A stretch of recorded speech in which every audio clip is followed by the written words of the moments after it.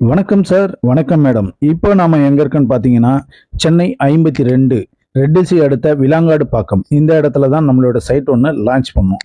அதாவது லான்ச் பண்ணி 90% sold out ஆயிடுச்சுங்க. இன்னும் மீதம் இருக்கிறது ஒரு 10% தான்.